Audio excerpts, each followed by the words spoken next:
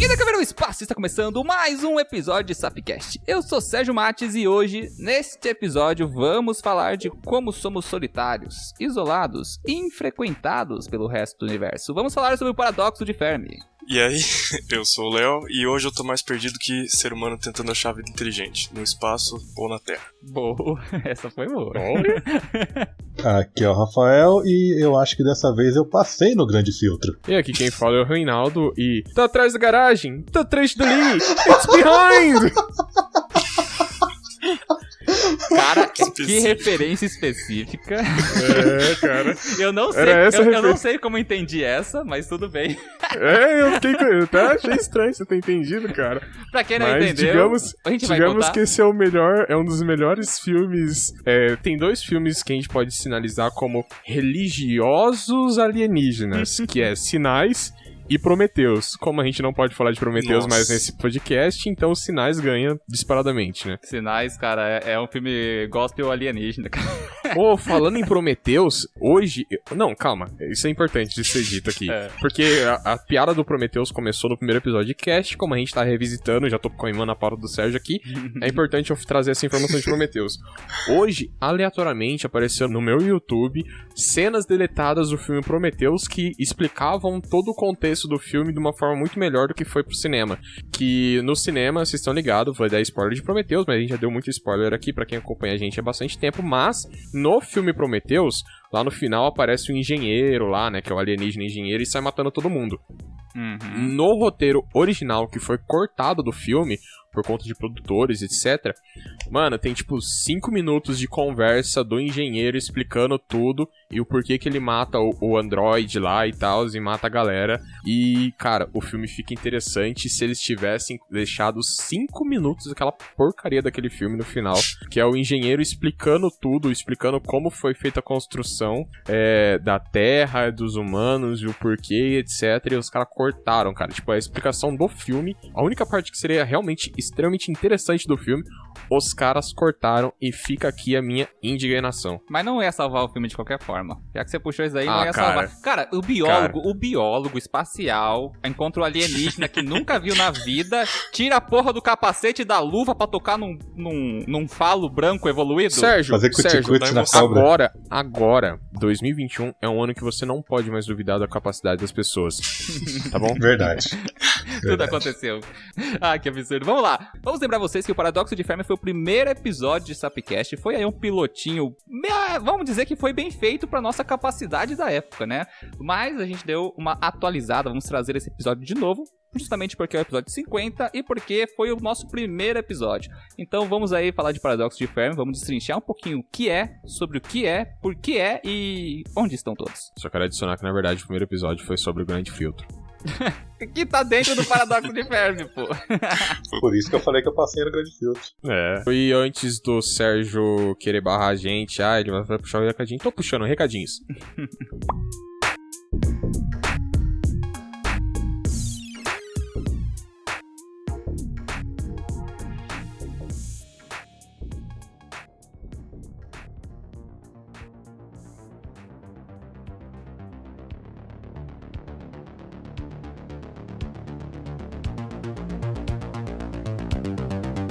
Chegamos na zona de recadinhos, galera, não sai. Eu disse não pula, não toque em pular. E isso, brigadinho, porque eu queria dividir um momento muito gostosinho, fofinho, importante pra mim com vocês, que é um momento nostálgico, episódio 50, Sapcast 50, e o que significa? Talvez nada, mas pra mim é um momento mágico, porque estamos revisitando o episódio número 1, o episódio pilotinho do Sapcast. Se você já escutou esse episódio, ou se não escutou ainda, escuta depois desse, só pra ter uma noção de como o projeto melhorou e evoluiu. Lá atrás, quando pensamos, vamos fazer um podcast, porque a página já tava bombando, né? E daí foi pro Instagram e tudo começou a escalonar. E quando a gente viu, falou assim, mano, vamos ampliar essa mídia? Vamos ampliar essa mídia aqui de divulgação científica. E saiu o podcast. Não vou dizer que a gente fazia mal feito, porque a gente dava o nosso melhor na época. Só que, com o tempo, a gente aprendeu muita coisa nova, o projeto cresceu, a gente se equipou, né? Comprou equipamento para deixar a qualidade do áudio bacana para vocês. Enfim, depois de tudo isso, estamos regravando o episódio número 1 com nome diferente, né? Porque o Grande Filtro tá dentro do Paradoxo de Fermi, não o Paradoxo de Fermi que tá dentro do Grande Filtro. Enfim, isso vem por... Não importa aqui, não importa. Porque estamos gravando esse episódio, então você pode fazer essa comparação e ver como mudamos.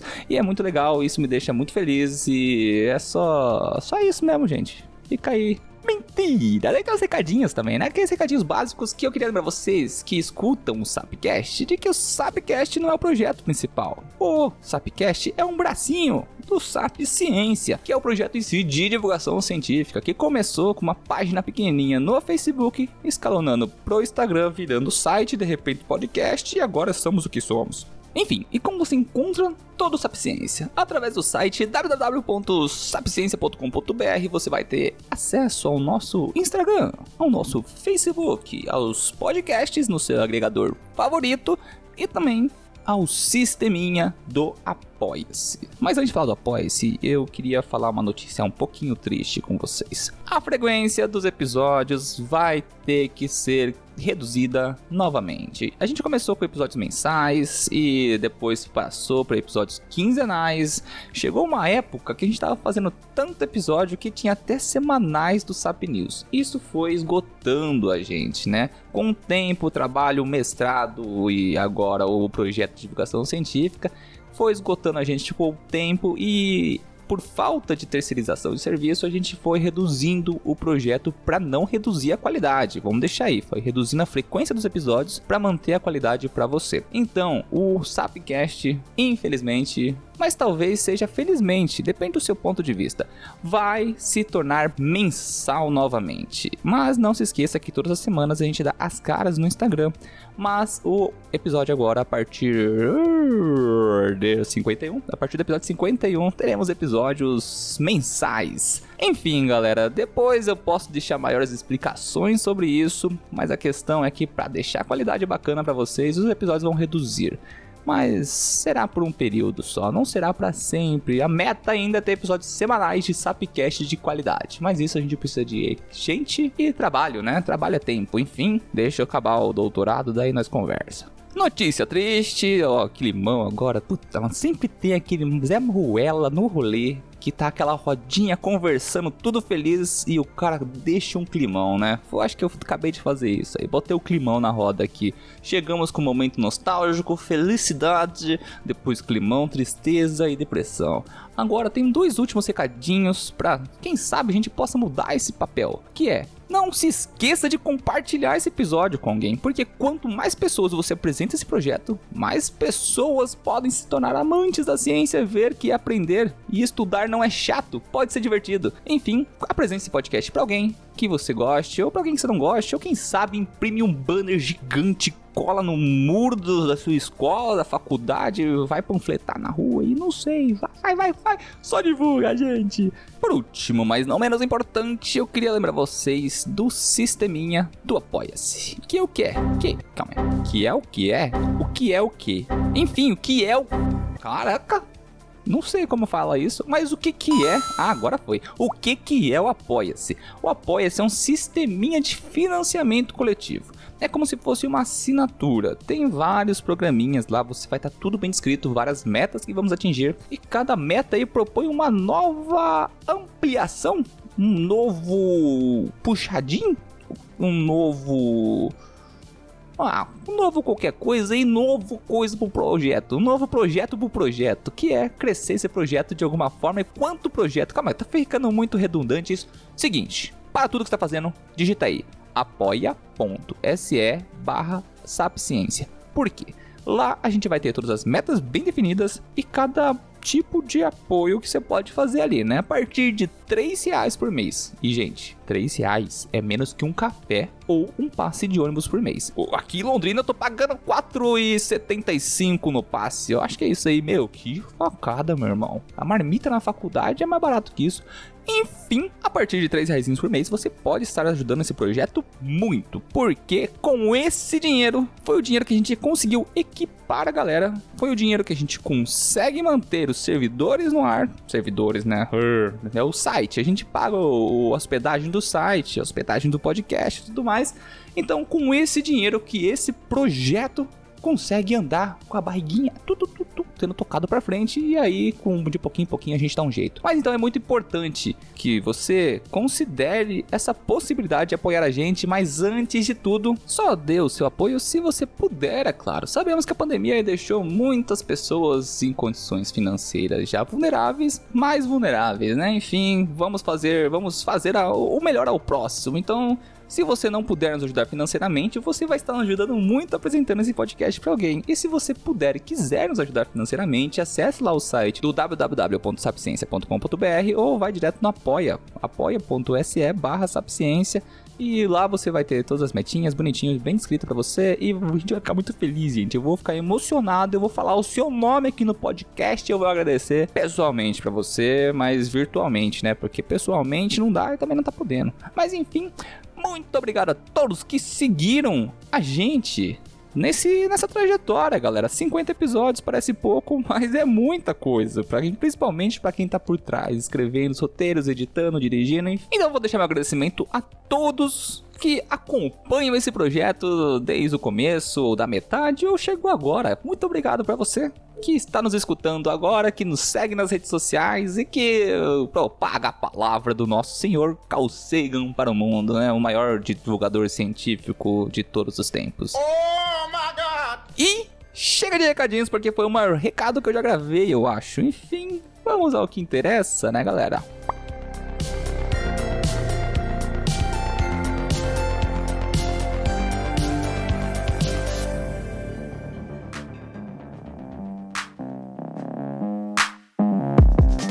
Voltando nos recadinhos, galera, vamos dar início a esse episódio de cast. Vamos falar um pouquinho sobre o paradoxo de Fermi. O que é o paradoxo de Fermi? Quem foi Fermi, né? Enrico Fermi, com a mãozinha do italiano aí. E por que é um assunto tão discutível por grandes mentes até agora, para tentar explicar a contradição da ausência de vida no universo, exceto nós, né? Cara, eu acho que isso é a parada mais bizarra, né? Já vamos começar por aqui. Só pra deixar claro pros ouvintes, eu sempre... Cara, praticamente todos os últimos episódios, em algum momento, logo no começo, eu falo, só pra deixar claro que os ouvintes começam a falar um textão. Vamos fazer também isso aqui. Só pra deixar claro pros ouvintes, quem já ouviu o episódio 1, a pegada desse episódio vai ser um pouco diferente. Pra quem não ouviu o episódio 1, pode ouvir tanto esse episódio quanto o 1. Provavelmente a gente vai repetir algumas coisas, porque a gente é velho, a gente é pai, a gente erra.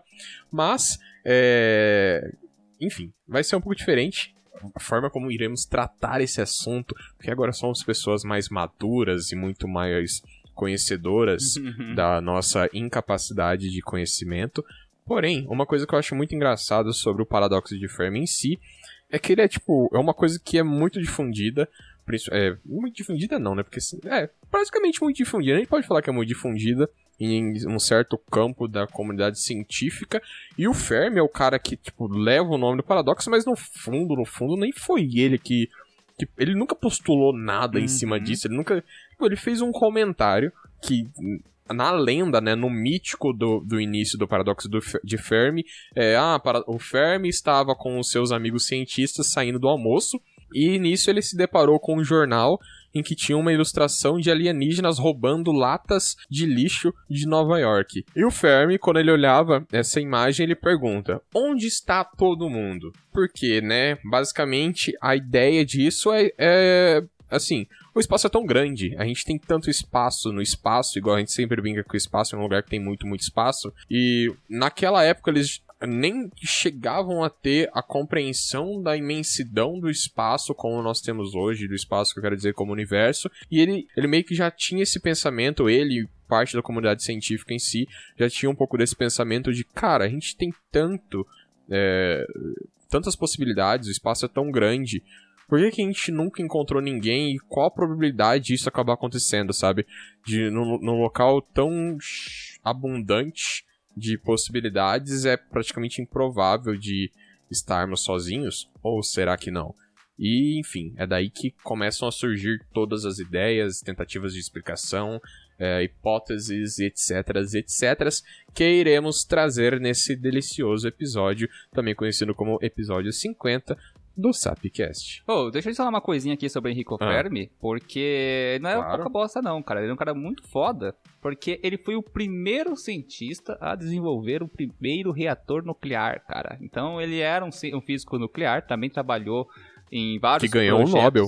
E ganhou um Nobel, exatamente. Então o cara já tinha uma grande influência na academia científica, obviamente pelos seus trabalhos. E nesse comentário jocoso que ele acabou fazendo aí em relação a uma charge de jornal, se tornou todo esse paradoxo que veio aí sendo somado através dos anos com hipóteses de vários cientistas diferentes, né? O que leva a gente a pensar realmente se a gente tá sozinho, se a gente só tá sozinho nesse momento, ou se a gente tá repleto de vizinhos, né? Só que não consegue vê-los ou conhecê-los, ou pelo menos ouvi-los de alguma forma, por N fatores. E a gente vai acabar discutindo isso daqui a pouquinho. Tava pensando que, na verdade, você tá falando dos vizinhos, todo mundo tem um vizinho chato. Aí, assim, se você não conhece nenhum vizinho, provavelmente você é o vizinho chato, já pensou nisso? Talvez, nossa, boa, cara. Talvez a gente seja só ignorado porque a gente é bagunceiro, barulhento e, sei lá, sabe aquele vizinho que deixa o rádio ligado no máximo? É a gente, então, porque... o primeiro entre aspas, assim, o primeiro, entre aspas, rádio que a gente mandou pra todo mundo foi o Hitler fazendo a abertura. Não. Essa foi a primeira transmissão de imagem. Foi a do Hitler na abertura das Olimpíadas, né? A de rádio foi um pouquinho antes. Sérgio, por isso que eu falei que foi entre aspas. Ah, tá. Então tá bom. Você não pegou as aspas do Rafael, cara. Eu percebi isso aí. E quem sabe, Sérgio, o caso de você não pegar as aspas do Rafael seja a mesma coisa com a gente e ETs. A gente simplesmente não pega as aspas deles e por isso passa batido. Eu fiquei até sem palavras, mas faz sentido porque a gente vai chegar no ponto de falar que a gente não sabe escutar, mas um pouquinho lá pra frente, né? Só pra adicionar mais algumas coisas no paradoxo de Fermi, por que existe essa proposta? Eu vou dar só uma concepção da escala do universo pra vocês. Na escala do universo observável que a gente tem, que é aproximadamente 90 milhões de anos-luz, se eu não me engano, posso confirmar isso daqui a pouco?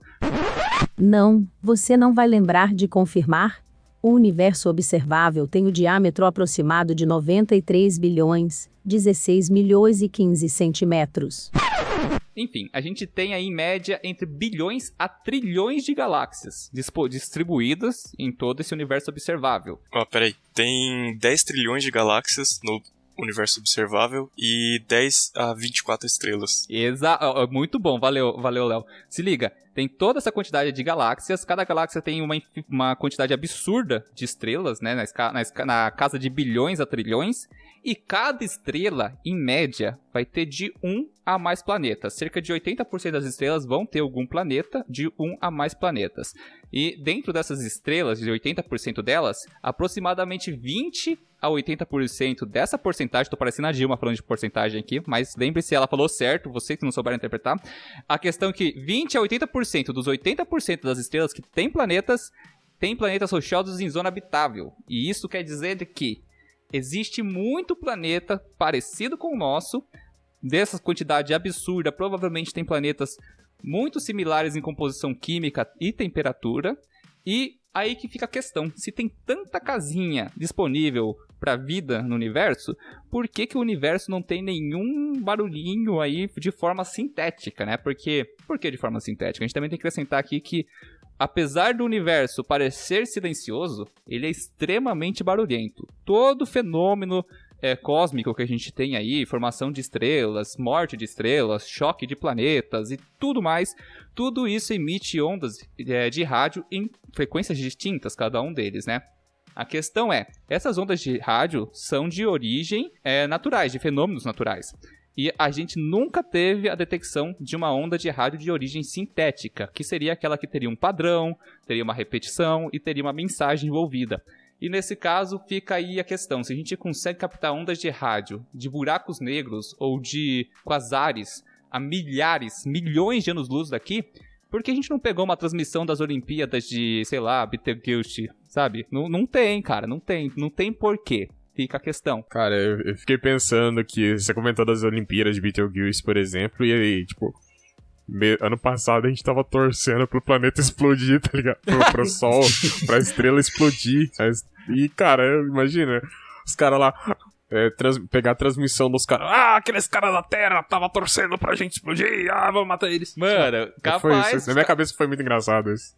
Capaz, ó, o Ford Perfect, pra quem sabe quem que é, ia ficar muito triste se Betelgeuse explodisse, né? Mas seria, como a gente comentou em algumas lives anteriores e casts anteriores, que se Betelgeuse explodisse, seria um fenômeno muito bonito de se ver aqui da Terra, porque estaria distante o suficiente pra não nos afetarmos. Aí seria um próximo o suficiente pra aquela luz da explosão da estrela ficar no nosso céu por semanas, quem sabe meses. Mas enfim, não vem ao caso aqui. Betelgeuse não explodiu, pode explodir nos próximos anos. Pode ter explodido já, né? Talvez possa ter explodido. Exatamente. Então, e o Rafa colocou a abertura pra gente conversar daqui a pouco, depois da equação de Drake, sobre a escala de tempo e espaço, que é um dos fatores que impede essa comunicação de certa forma, né? Tão distante. É pra lá que a gente vai.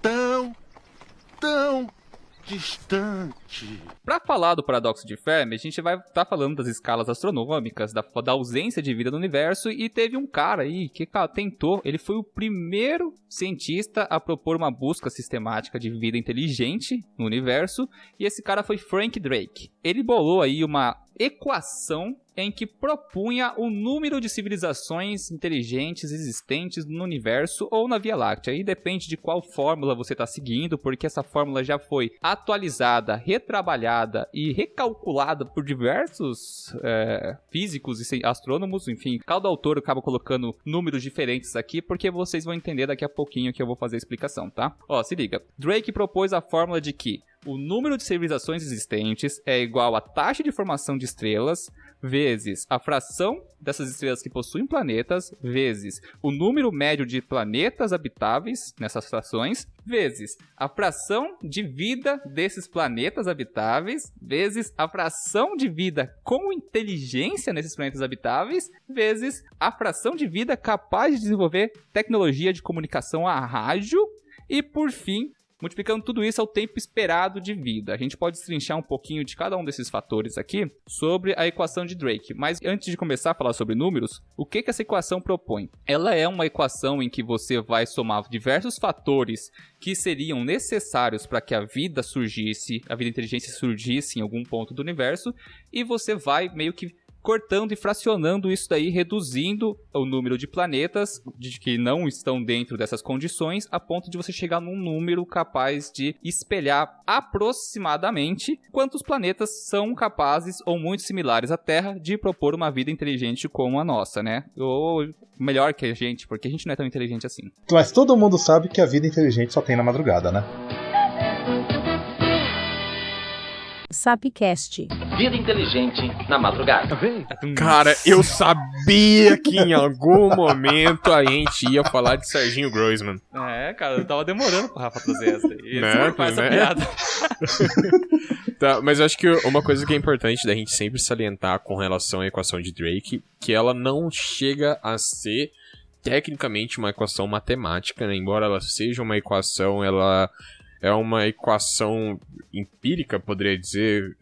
Eu não lembro como que a palavra... Não sei se empírica é a melhor palavra para descrever, mas ela é uma equação que ela não busca ser exata. Ela não consegue ser exata igual, por exemplo, se você for calcular tipo, a massa do Sol, por exemplo, que você vai ter um valor lá, você vai ter um limite de discrepância do valor, mas você vai chegar praticamente num valor que pode ser considerado exato, né? Você vai ter um desvio padrão, mas beleza. Isso aqui é uma equação para explicar uma situação hipotética, né? Pra gente conseguir pensar nessas possibilidades e que, de certa forma, se você para olhar na probabilidade de existir vida e tudo mais, ela é uma equação que sempre dá valores consideravelmente altos se comparados ao que a gente tem hoje em dia, né? Tipo, aos registros que a gente tem hoje em dia, porque a não ser que os Illuminatis estejam escondendo tudo, a gente não conhece nenhuma vida inteligente que veio de fora da Terra, quiçá de dentro da Terra, né? Quiçá a rainha Elizabeth é um reptiliano do centro da Terra.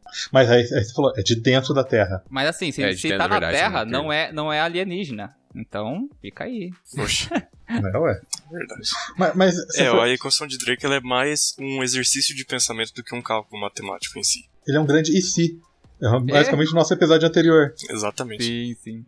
Cara, e na equação de Drake, dentro desses dados que eu passei, eu vou passar aqui basicamente os dados usados por Drake durante o trabalho dele, mas Carl Sagan também já fez essa equação formulada com a proposta dele, que deu números muito mais otimistas, e também tem que lembrar de que Drake propôs essa equação em 1961, foi 10 anos após o fatídica tarde de Fermi, né, com o seu comentário sobre a tirinha do jornal, mas enfim, Drake propôs em 61 e de 61 pra cá, muita coisa foi descoberta, principalmente na área da astronomia.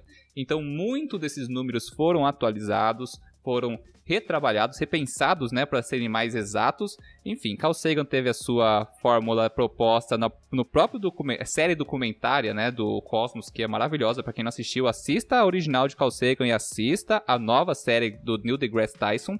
Mas, enfim, na formulação de Drake, ele propunha aqui que a taxa de formação de estrelas era de aproximadamente 200 a 400 bilhões de estrelas, né? Essa taxa de formação é entre o tempo de vida do universo e em escala que vem de estrelas que nascem e morrem, né? É mais ou menos uma média disso daí. Agora, a fração de planetas dessas estrelas quer dizer que 80% dessas estrelas possuem planetas e, como eu falei lá atrás, 80 a 20% desses 80% delas possuem planetas rochosos, que é bastante importante para a vida, pois a vida tem que botar o pé em algum lugar. A não ser que seja a vida flutuante em Vênus, sei lá. A gente não tem nada, nenhum exemplo, tô inventando, só enrolando aqui para conseguir ler. Mas enfim, depois a gente vai ter o número o número NE, né, que é o número médio esperado de planetas habitados. Então, dentro desses planetas rochosos, dessa fração de planetas rochosos, dessa fração de estrelas, a gente vai ter que pelo menos um planeta ou mais em zonas habitáveis.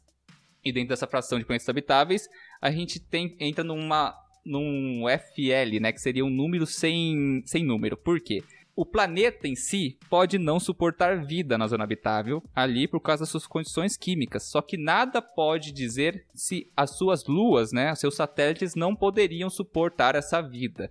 Um exemplo de satélites que poderiam suportar vida aqui próximo do nosso sisteminha solar é a gente falar da lua Titã, com mares de metano, né? Apesar de ser temperaturas extremamente frias, a gente vai falar um pouquinho de variedade de tipo de vidas. Mas assim, satélites também podem propor vida. Acaba aí o filme do Avatar, daqueles gigantes azuis lá, é uma lua de um planeta em que eles estão explorando lá. É bem legal o trabalho que eles fizeram ali. Enfim, desses planetas também tem outra fração que não tem número, que é os planetas que possuem vida inteligente. Daí abre a consideração do que é inteligência, né? Quando a gente entra em inteligência, ser humano é inteligente? A gente já falou no último episódio que os macacos são mais inteligentes que a gente e a única coisa que eles andam pelados é pra não pagar imposto. Exatamente. Né? Que bosta. Porém, tem uma coisa, Sérgio, que eu acho que é muito interessante e é um ponto de diálogo muito forte também dentro da comunidade, que tem muita gente que fala que essa questão da equação de Drake, geralmente você vê ela dando números positivos e tal, mas tem muita gente que defende que, na verdade, o resultado da equação de Drake é negativo, no sentido de, a gente vai falar um pouco mais sobre isso quando a gente estiver falando sobre os filtros e tudo mais, só que no sentido de vida inteligente, o surgimento de vida inteligente é algo tão difícil e improvável de acontecer, que o valor resultante dessa equação se torna algo extremamente baixo, porque é aquele negócio.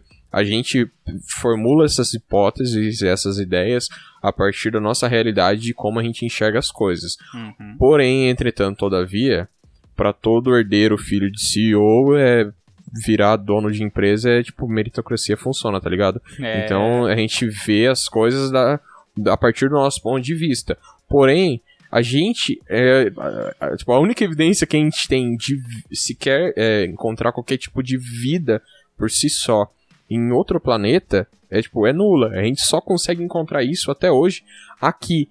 Então, todos os parâmetros, a gente faz todas essas contas e postulações em uma coisa que a gente só encontrou em um lugar, sendo que nem sequer vida a gente ainda foi capaz de encontrar em outros pontos. Então, é algo extremamente complicado da gente realmente entender, né? Então, o que eu quero dizer que isso pode variar tanto para muitas possibilidades de civilizações, etc., quanto pra, cara, é muito louco o que aconteceu aqui na Terra e extremamente improvável, né? Passou aqui, você deu a analogia aí de Guia dos Mochileiros. Então, tipo, a Terra é um gerador de probabilidade infinita que, sei lá, por cagada possível, gerou uma vida inteligente, né? Tantos fatores negativos pra gente ter um fator positivo que fica quase improvável.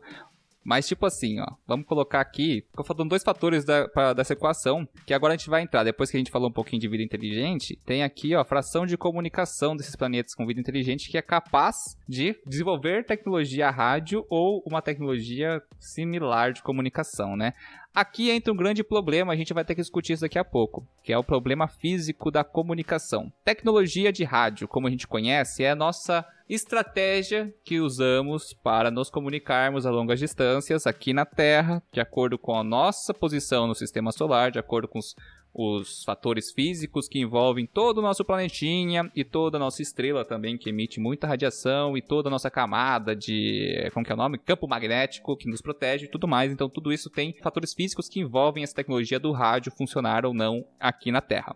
A questão é, um desses fatores podem ser que a gente simplesmente não sabe escutar um universo completamente barulhento, pelo qual uma raça alienígena, ou a grande maioria das raças alienígenas possíveis que existiriam, usarem outras estratégias de comunicação cuja a gente não conheça. E daí fica essa lacuna de que pode estar muito barulhento, a gente só não sabe escutar, por exemplo. Fica aí. E por último, o tempo de vida esperado da vida, que é o L, né? Que é a última somatória multiplicação dessa equação, que entra outra discussão. A Terra tem 4,5 bilhões de anos aproximadamente. O ser humano na Terra, como raça, como espécie, está aqui na Terra há aproximadamente 10 milhões de anos, há uns trocadinhos a mais. Agora, o rádio, a tecnologia de rádio, como a gente conhece, tá aí na Terra, o quê? 100 anos? Alguma coisa assim.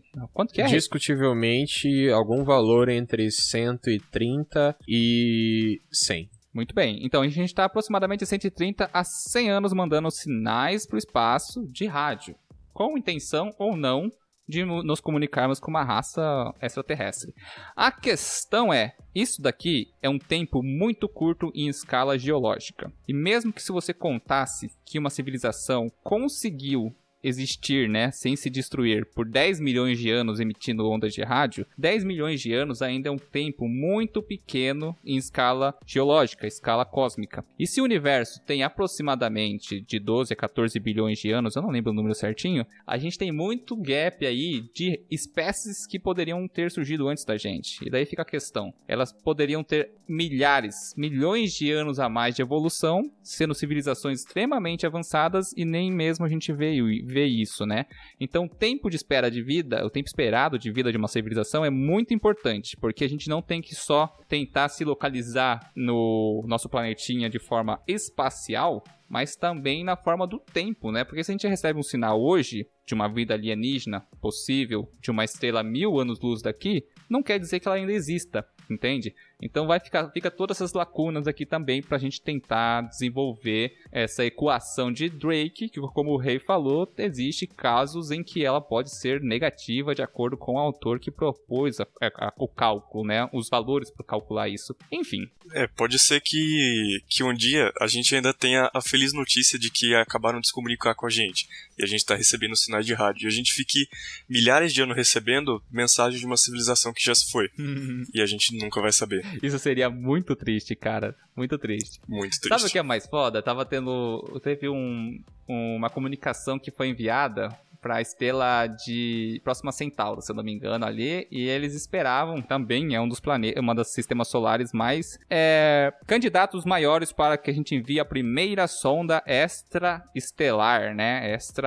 Interestelar. Interestelar, obrigado. Primeira sonda interestelar, né? Por quê? Próxima Centauro é a estrela mais próxima da Terra. Ela tá a 4 anos-luz daqui. Então, mesmo que a gente tivesse uma civilização humana colonizando Próxima Centauro, a comunicação seria muito ruim, porque, cara, é 4,25 anos pra você mandar a mensagem, eles iriam escutar, eles iriam responder, e depois mais 4,5 anos pra mensagem chegar de volta. Então, pra você enviar uma mensagem e receber a resposta, são 8 anos e meio. Se tem um acidente, se deu merda, alguma coisa de emergência, manda ajuda, todo mundo já morreu, parça. Sabe, tipo, é um negócio É um muito pingzinho de triste. boa, dá pra jogar um CS. Nada. Imagina o ping do negócio. Muita gente pode fazer o paralelo do serviço de correio nas grandes navegações, que demorava, sei lá, 3 meses de Portugal para o Brasil. Só que o interessante é que a gente não faz ideia do limite da nossa tecnologia. Pode ser que a gente esteja muito perto do limite tecnológico e a gente não sabe. Ou pode ser que ele seja tão grande que ele vai durar mais do que a gente. Então, pode ser que demore realmente 4 anos pra gente se comunicar, ou 2 meses, dependendo do avanço. Essa é outra coisa que a gente comentou, né? Que no caso a gente talvez não escute nada por uma questão tecnológica, né? Pode existir uma forma de tecnologia de comunicação que não use ondas eletromagnéticas como a gente tem e que pode ser mais eficiente, mais rápida, apesar que hoje na física não temos nada mais rápido do que a luz. Então, a não ser vulgo partículazinhas subatômicas com comportamentos meio esquisitos e muitas vezes especulatórias, né? Mas fora isso, a gente não tem nada que se comporte mais rápido que a luz, a não ser um fóton. E os fótons são que carregam as ondas eletromagnéticas, né? Enfim, fica aí também essa barreira física que conhecemos com a nossa ciência atual. O pior é que também a gente pode estar ouvindo, tá? Recebendo todo o sinal e ouvindo ele normalmente, mas não saber interpretar. Ou a gente pode estar no canal de rádio errado. Na estação errada, né? Não, Se você está ouvindo o Jovem Pan, você está ouvindo errado. Pois é, então. Mas porque a questão é o seguinte, a gente tá, nos últimos 80, 70 anos, tentando ouvir, não necessariamente o tempo todo a gente estava tentando ouvir, porque coisas são caras, a gente vive num planeta que tudo é caro e coisas caras costumam dar errado porque ninguém quer pagar por coisas caras quando essas coisas são ciência, né? Se for, enfim. Então, o que acontece? A gente é praticamente como se a gente tivesse tentando ouvir o nosso amiguinho que tá lá do outro lado do mundo usando um copinho daquele telefone sem fio, tá ligado? Com barbante. Com barbante. Pode ser que a gente esteja sofrendo com isso. E igual vocês comentaram sobre limitação tecnológica, tem uma outra questão também que é discutível o seu embasamento, porque a gente não consegue experimentar isso na prática. A gente ainda não entende tudo sobre questões que são extremamente importantes do nosso universo, que são matéria escura e energia escura. Então, como seria essa emissão de rádio a longas distâncias? Por exemplo, emissão de rádio que eu quero dizer, tipo, as emissões que a gente lança daqui da Terra, se elas conseguem ou não alcançar longas distâncias. Tipo, e longas distâncias eu não tô falando daqui até Urano, por exemplo, que é algo que a gente já consegue, né? Porque a gente já teve sondas que enviaram coisas. Longas distâncias eu quero falar anos-luz de distâncias.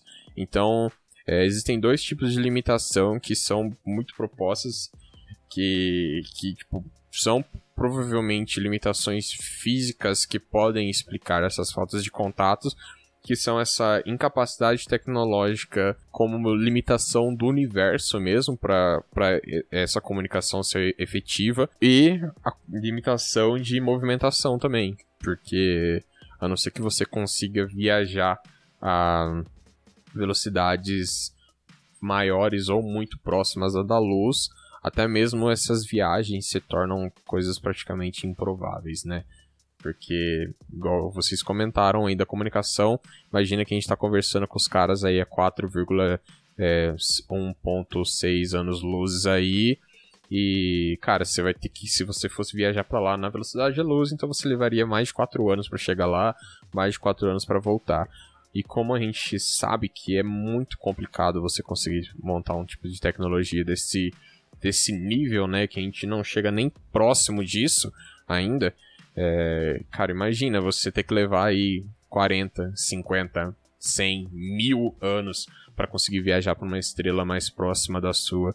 Então, bagulho praticamente impossível, né? Cara, uma viagem tripulada daqui pra qualquer estrela próxima seria uma viagem de gerações, sabe? Tipo, você teria que mandar grupos de pessoas que teriam filhos e os seus filhos pra só eles conseguirem chegarem prontos lá a tempo, né? Com saúde e tudo mais. Mas enfim, sem contar que tem que lembrar que uma viagem interestelar, o ser humano e gravidade zero não foram feitos pra conviver. é uma coisa que ferra com o corpo do ser humano, então tá aí, teria que ter um sistema de gravidade artificial. Força centrífuga já resolveria esse problema, mas a radiação cósmica também entra um monte de coisas, detritos espaciais também, que são um risco numa viagem de longo prazo, enfim, tem um monte de fatores e você me colocou. Os fatores psicológicos. Imagina, o pessoal, o psicológico muito Você bom vai sair pra daqui aguentar uma geração super ciência e vai chegar lá com o povo totalmente negacionista. Pra aguentar essa viagem, a gente tem que ser uma geração de vulcanos, porque se for humanos, não presta, velho. Ô Sérgio, você me lembrou de uma outra coisa aqui que eu acho que é interessante falar também, que é com relação a essa questão que eu comentei do limite físico. Mesmo que fôssemos capazes de viajar à velocidade da luz, se nós partíssemos hoje da Terra, por exemplo, vocês terem uma noção do tamanho que o espaço tem, da imensidão do nosso universo, nós nunca conseguiríamos alcançar a, entre aspas, borda do universo por conta da sua expansão. Então, se o universo continuasse expandindo na velocidade, na taxa de expansão que ele tem atualmente, é impossível da gente conseguir chegar na borda do universo. Quer outra coisa bem triste pra se falar sobre isso? Se a gente usar a relatividade geral e você usar uma viagem na velocidade da luz ou muito próxima à velocidade da luz, quem tá na nave vai viajar 4 anos-luz em 4 anos. Vai ter essa perspectiva que quem tá dentro da nave vai se passar 4 anos pra ela durante a viagem. O problema é que a relatividade é muito sacana com a gente. A dilatação do tempo, por causa da velocidade que ela tá no espaço, faria com que o tempo na Terra passasse bem mais rápido do que tá passando dentro da nave. Consequentemente, dentro da nave passam 4 anos, que é o tempo de viagem deles. O problema é que teria passado milênios fora da nave. E daí, meu irmão, não existiria mais Terra, não existiria mais nada. Seria apenas um bote com a última resquício da humanidade que viajou no tempo e no espaço por relatividade, né? Não por máquina do tempo. Acabei com a graça de fazer essa viagem aí, mano. Ninguém vai sobreviver. E tem mais uma outra coisa, que na verdade... tem tudo pra dar errado. Eu lembrei de mais uma coisa, que praticamente a gente não conseguiria nem chegar nas bordas do universo observável. Cara, o universo tá em expansão. E lembrando que a expansão do universo, daqui a muito, muito tempo, vai tornar galáxias. Porque hoje em dia a gente tem aglomerados de galáxias, que são galáxias muito próximas uma da outra. Um exemplo é a nossa própria galáxia com Andrômeda, que daqui muito tempo vão acabar se fundindo e se tornando uma galáxia só. Porém, com muito, muito mais tempo para o universo, essas galáxias elas vão passar a se tornar galáxias solitárias. Então você não vai nem conseguir sair de uma galáxia e ir para outra galáxia, cara. Isso é uma parada muito maluca, cara, de se pensar. Você sabe que isso tá provando, cada vez que você fala a expansão do universo e propõe isso, você só tá provando que a Matrix existe. Sabe por quê? Não. A Matrix existe porque isso é uma programação da Matrix para que o universo se expanda e afaste tudo de tudo, para que a gente aumente as escalas astronômicas, para que as simulações não entrem em contato com vidas diferentes de si mesmo. Cara, aí tá, o fenômeno físico da expansão do universo só dificulta cada vez mais esse encontro com a vida alienígena, já que a gente tá se afastando o tempo todo de tudo. E não é devagar não, gente, é rápido pra pouco. Bom, lembrando que a gente não entende, como eu comentei, a gente não entende como funciona a matéria escura e a energia escura, então a gente também não consegue saber se daqui a 1000 anos, 100 bilhões de anos, o universo simplesmente vai parar de expandir e vai começar a encolher, por exemplo, ou vai se tornar um local estático. Enfim, a gente não conhece isso e é tipo uma coisa que a gente tá pensando em ter contato com vidas alienígenas, a gente não conhece ainda, não tem compreensão nem de 92% da matéria que encobre todo o universo, sabe? Então é muito maluco você parar pra pensar nisso.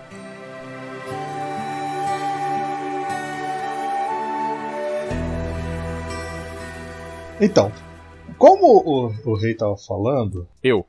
Você mesmo. Você tava falando de que a gente tá querendo encontrar a vida já?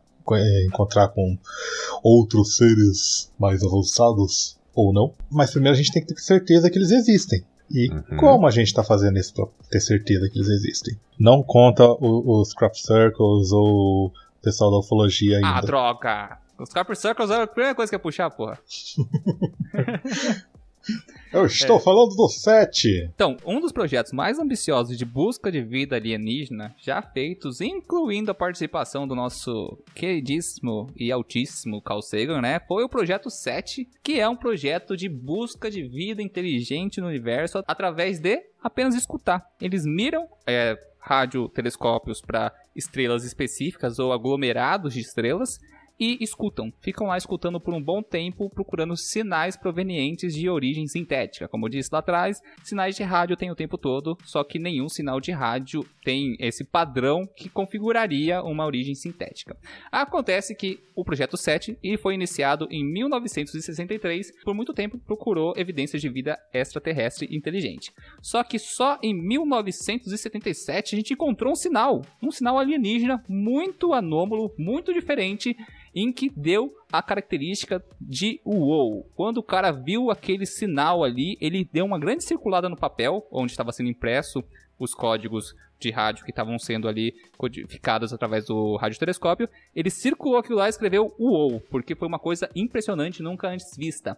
E ali, pela primeira vez, acharam que tinham encontrado um sinal de vida alienígena, um sinal de rádio proveniente de algo sintético, algo feito por outro ser vivo não natural. Aí que rola o rolê. Por muito tempo, digo 40 anos, ninguém sabia de onde veio esse sinal. Todo mundo acreditou que era uma coisa anômala, né? Uma coisa diferente, ninguém sabia a origem dele, propuseram várias hipóteses, desde quasares a explosões de estrelas e tudo mais, mas nada cabia dentro desse sinal.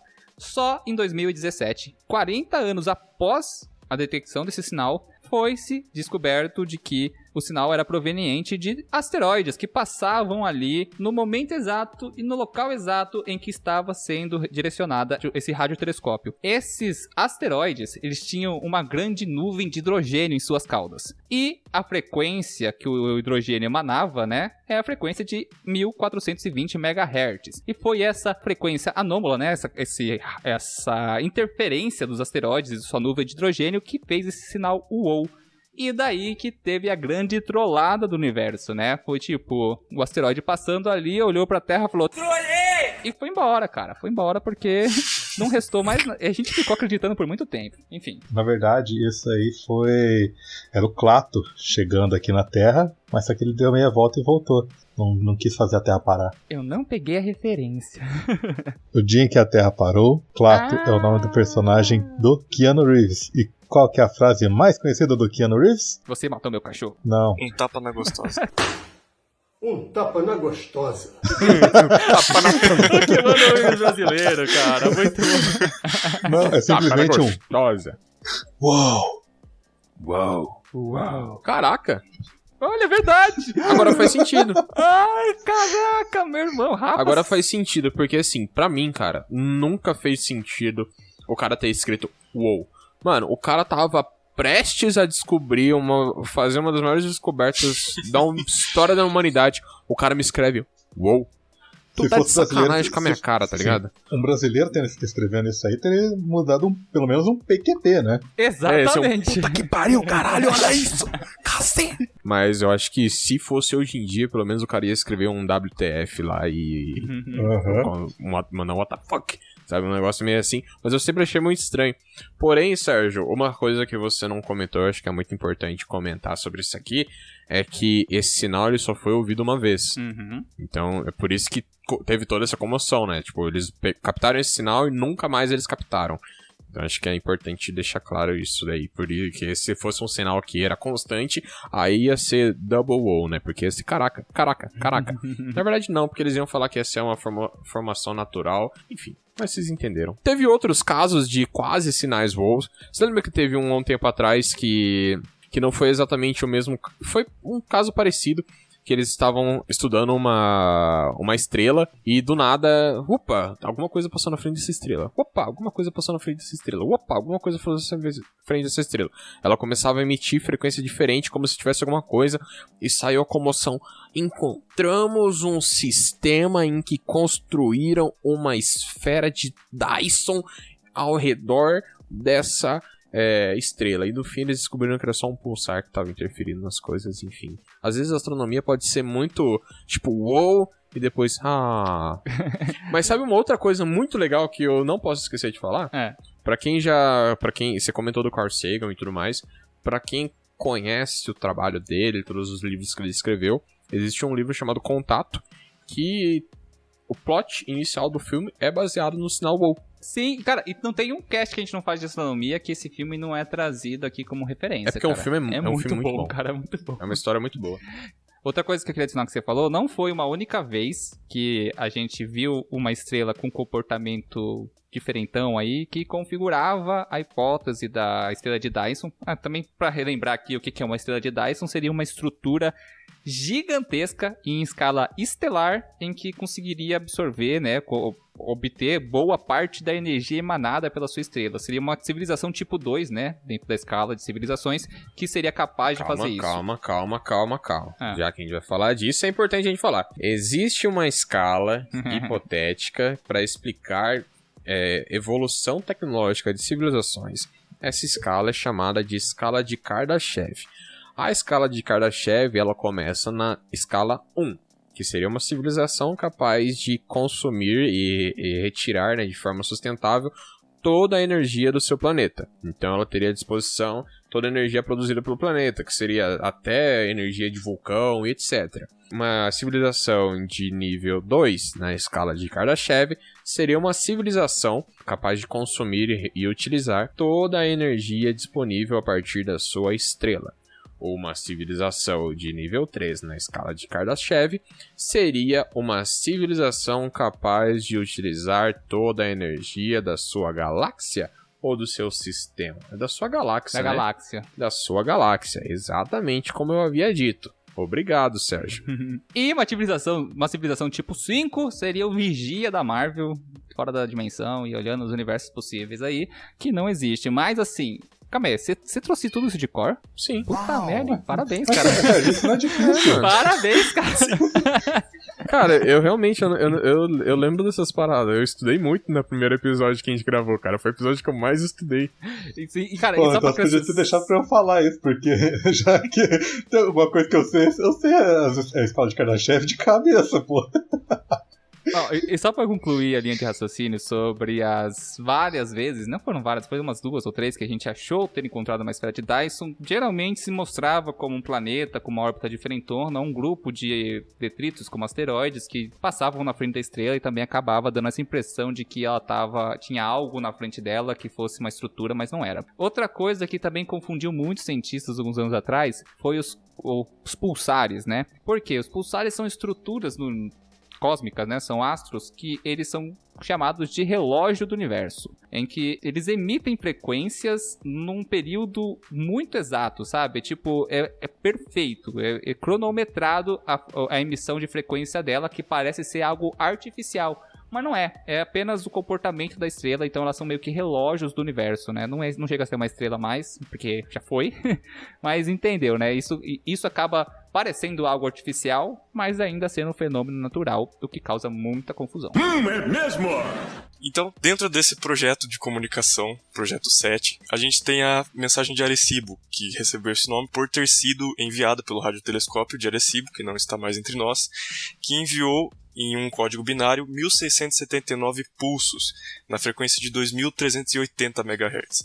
E nessa mensagem a gente tinha informações sobre a estrutura do nosso DNA, os elementos que compõem ele, na verdade, como hidrogênio, fósforo, carbono, nitrogênio e outros, e os nucleotídeos, para ser mais específico, adenina, timina, etc. Tá, eu só quero falar uma coisa antes de você comentar as coisas que o pessoal enviou, porque eu sei que até hoje isso é extremamente discutível, porque é meio que uma das maiores tentativas de comunicação ativas da nossa parte, né, da gente enviar coisa, e, cara, tem muita gente que questiona esse ato humano, tipo, mano, vamos conversar, tentar comunicar com seres extraterrestres, eles existindo ou não, porém esperando que eles existam e que eles sejam inteligentes o suficientes para captar a nossa mensagem, e não só inteligentes o suficiente para captar a nossa mensagem, também desencriptografá-la e entendê-la, né? Então o que podemos enviar? Vamos enviar tudo o que nos faz humano. Mas tudo o que nos faz humano o quê? Vamos enviar músicas, filmes, essas coisas? Não, vamos enviar o nosso código genético. Mas é uma parada extremamente questionável. É questionável, mas lá na frente a gente vai falar por que não é tão questionável assim, cara. A vida inteligente se preserva, a vida malvada se destrói. Você tem que lembrar que assim, a gente tá pensando que eles não vão pensar igual a gente, que quando achou uma forma de vida baseada em nitrogênio, logo pensou que o veneno pra ela era selênio. Como que é o Evolution? Esse filme é bom, cara. Evolution. Vamos matar ET com shampoo. Vamos matar ET com shampoo. Esse filme é muito bom, né, mano? É bom e é errado, porque eles enfiam uma mangueira de shampoo no furico da estrela do mar gigante terrestre alienígena e ela derrete. Nossa, é bem esquisito, mano. Que negócio. Explode. É basicamente uma reação alérgica. Verdade, né? Mas assim, peraí. Tá, já que a gente tá discutindo isso aqui, você tá querendo dar spoiler aí, Rei? Deixa eu adiantar o que tinha nessa mensagem do Arecibo, né? Nessa mensagem do telescópio Arecibo, ela foi enviada, codificada em binário, e existiam várias informações ali. Primeira, uma das informações era os elementos que compunham o DNA humano, né? Que é, não só humano, DNA terrestre, que é comum para todos os seres vivos que conhecemos, que é hidrogênio, carbono, nitrogênio, oxigênio e fósforo. São os elementos mais comuns que compõem a vida na Terra. Também, dentro dessa mensagem, eles incluíram a composição do DNA, que são os nucleotídeos. Os tijolinhos do DNA, que é a adenina, a timina, a citosina e a guanina. Também, dentro dessa mensagem, incluíram uma representação visual da dupla hélice do DNA. Então, para dar uma ideia pra gente de como, pra eles no caso, né, de como que esse DNA se organizava, como essa molécula se organiza. Também, na mensagem, incluíram representações humanas, né, de como seria o corpo humano. Um hominho de pixels, mas dá pra entender mais ou menos como funciona.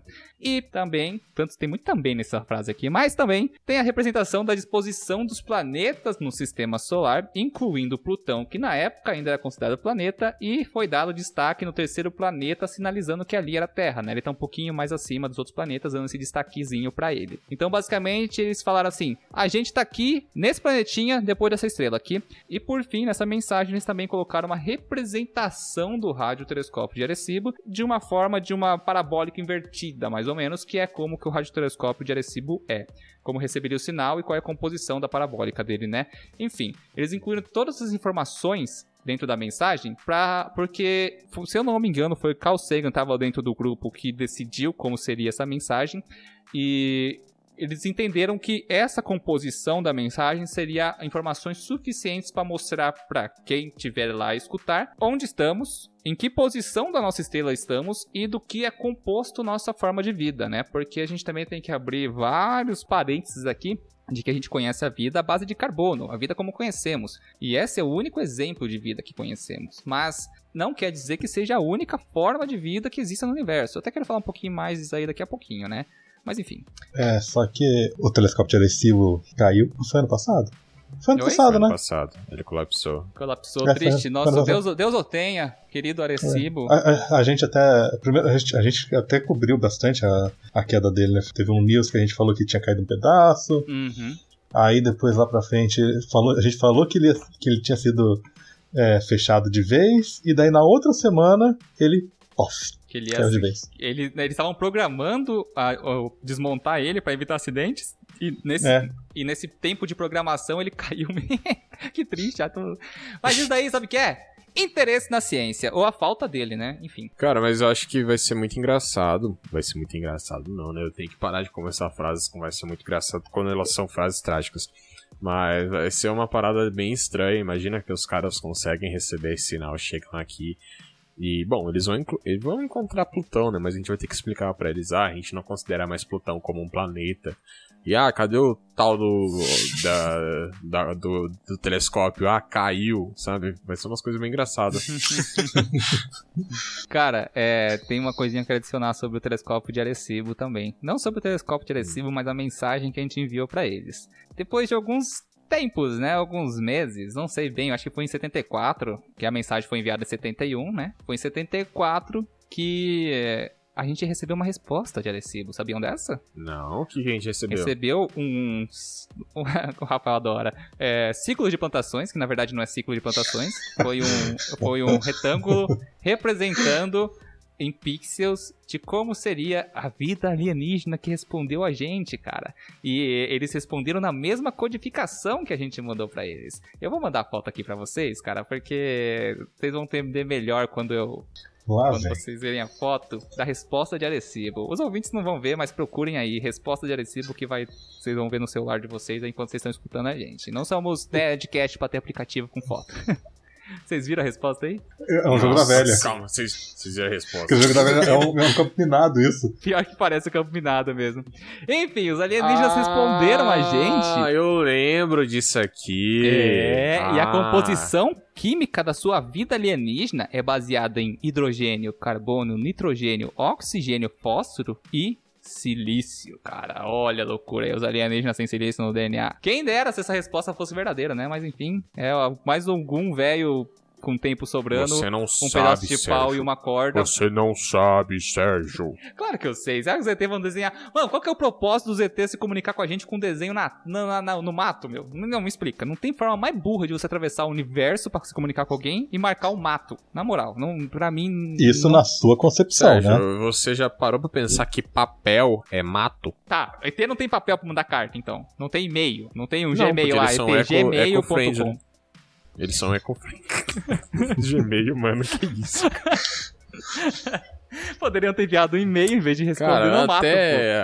Até 2.000 anos atrás a gente escrevia em pedra. 2.000 não, mais uns 4 mil anos atrás. Não, até 2,5. Bom, 3 mil anos atrás a gente não viajava pedra. no universo, né, meu? Pô, você vai viajar no universo pra marcar o gramado do vizinho? Vai ver os alienígenas começaram a viajar do planeta deles antes de terem inventado o papel. Porra! Caraca. Vai ver, eles são tão avançados. Às vezes eles não podem ter papel. Às vezes eles vivem num lugar que é tipo submarino, uma espécie submarina. Ó a civilização de golfinhos do rei de novo aí. Vai ver, eles são golfinhos, exatamente. Se liga, a única coisa que me faz sentido em ciclo de plantações é uma referência do Guia do Mochileiro das Galáxias, em que um alienígena do livro, é cultura pop, né, disse minha aqui, ó. Ele fala que é muito comum os jovens roubarem as naves de seus pais para aprontar, encher a cara de cachaça, vir na Terra, botar um capacete com antena e marcar a plantação e assustar pessoas em estradas de terra afastadas. Eu sou um alienígena. É isso que eles fazem. São adolescentes fazendo bagunça no universo. Expliquei abduções aleatórias no meio do mato, porque só abduz no meio do mato, ninguém abduziu na cidade. E ciclo de plantações. O Douglas Adams já sabia. E ninguém ouviu ele. Cara, pra quem já viu Star Trek, você sabe que a galera que faz parte da frota, eles não podem interferir. Aí vem os caras baderneiros e interferem, entendeu? Mas é isso. Olha, essa é a primeira diretriz de Star Trek, né? Primeira diretriz da frota espacial. Não interferir numa raça alienígena, no desenvolvimento de uma raça alienígena, enquanto ela não desenvolver a dobra espacial. Daí, quando ela desenvolve a dobra espacial, eles abrem a tecnologia universal pra aquela galera lá. E é muito bonito esse lance do Star Trek. Eu queria que fosse verdade, mas não é, né? Triste. Fica aí. Eu não sei. Falaremos de grandes filtros aí, cara. É verdade, né? É verdade.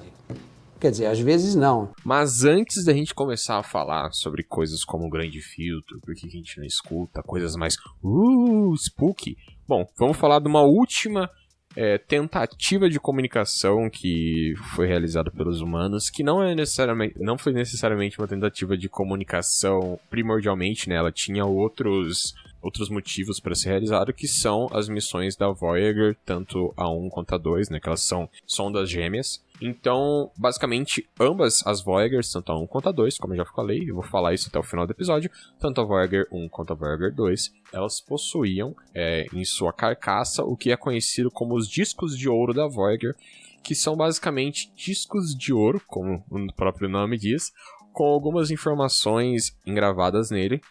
Dentro dessas informações a gente tem uma representação do que seriam 2 átomos de hidrogênio, e que esses 2 átomos de hidrogênio eles estão a uma determinada distância um do outro, e a partir desses valores do átomo de hidrogênio eles seriam utilizados para desencriptografar as informações que estão dentro desse disco de ouro, que é basicamente a posição da onde a Terra está na galáxia a partir de pulsares. Então, são vários pulsares codificados. De certa forma, se você conseguir decifrar da forma correta, iriam indicar a posição da Terra no querido universo da nossa querida galáxia. E, além disso, a gente tem também, por aí que fica disco, e na tradução acho que fica meio estranho, né? Tipo assim, a gente fala disco, porque lá nos States, né? Porque é em inglês dos Estados Unidos, para você que não conhece, o disco de ouro, ele tem um nome de record. E o record é a mesma coisa que disco, só que disco como a gente conhece como disco de vinil, por exemplo.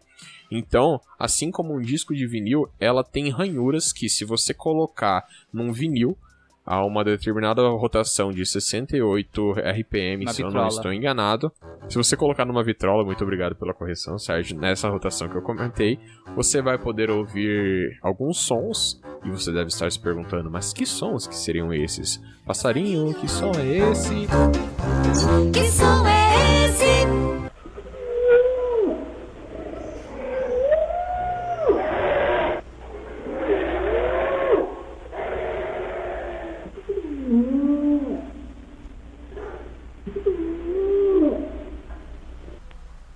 Passarinho.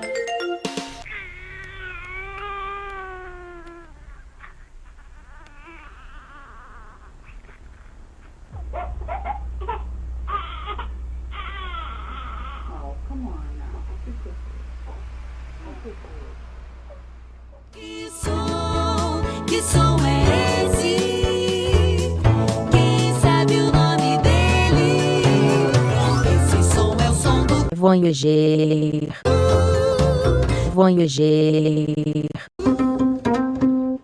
E bom, como você acabou de ouvir, exatamente, você tem baleias chamando para sexo. É isso mesmo.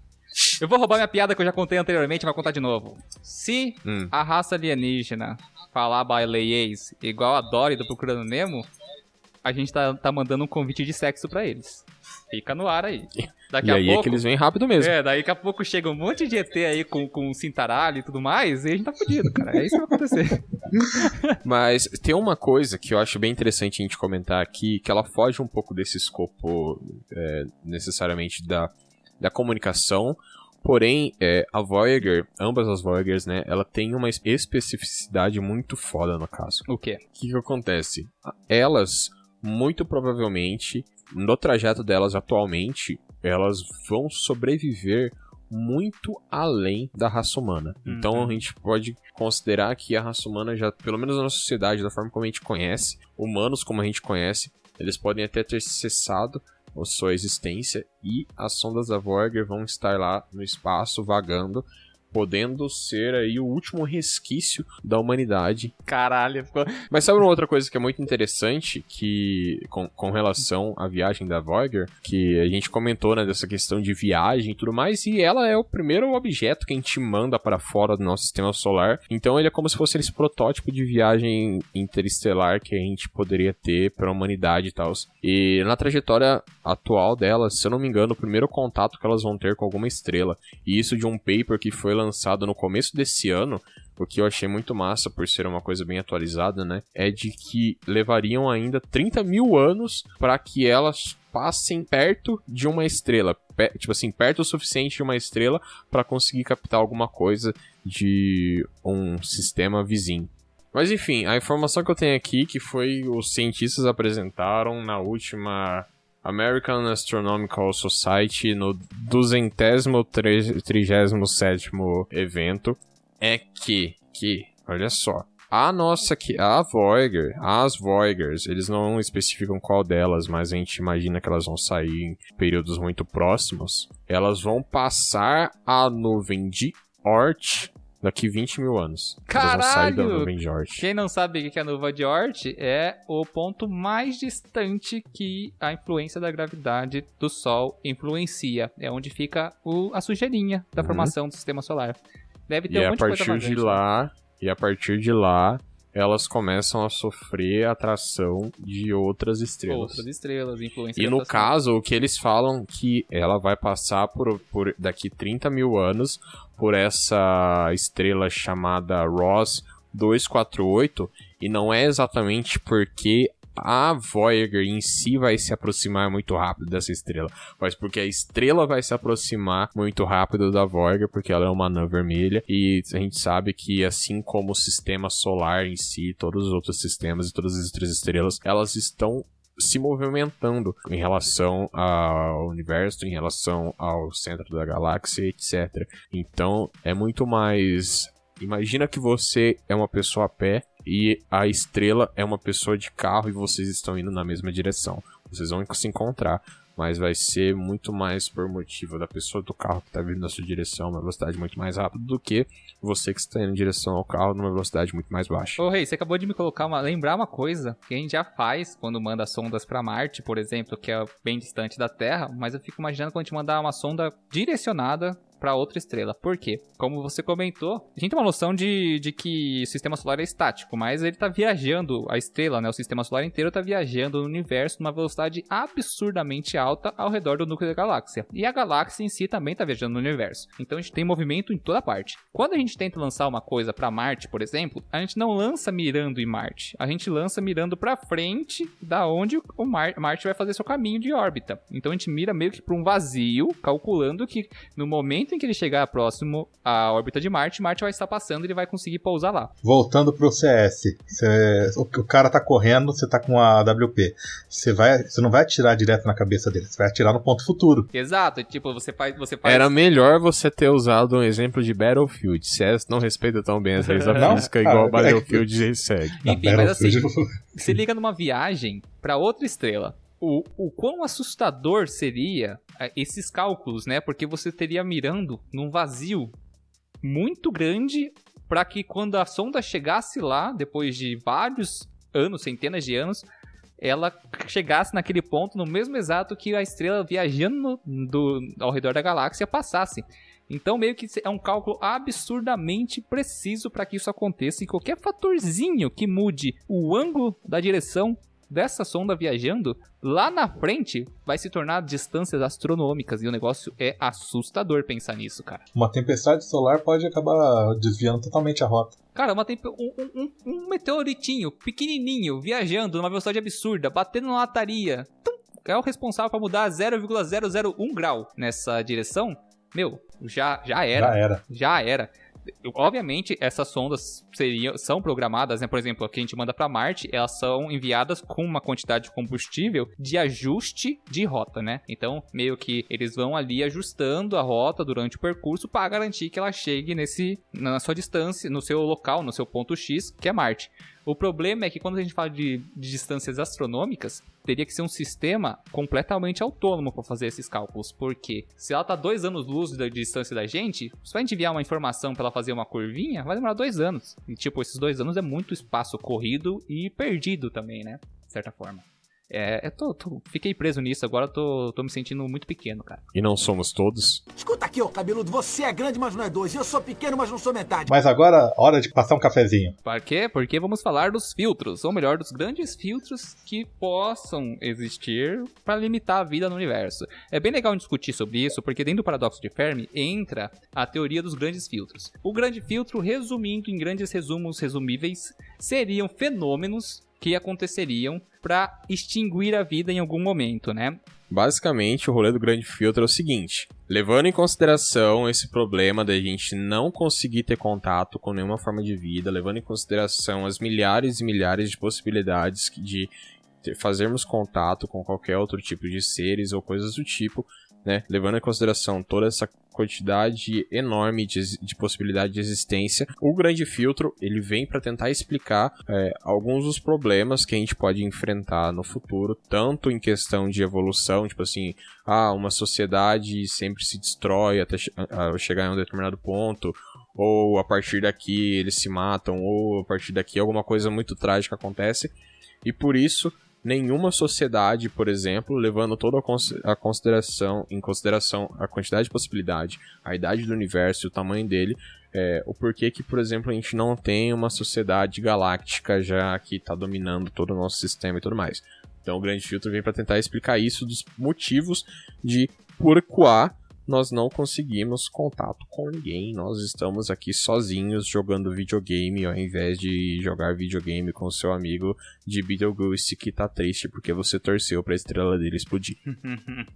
Tá, então vamos dividir esse Grande Filtro em 2 momentos. Ou passamos por ele e somos a primeira ou uma das pouquíssimas espécies do universo que conseguiu passar por ele, ou vamos passar. E aí o destino tá selado e é por isso que não existe ninguém ou mais alguém no universo além de nós.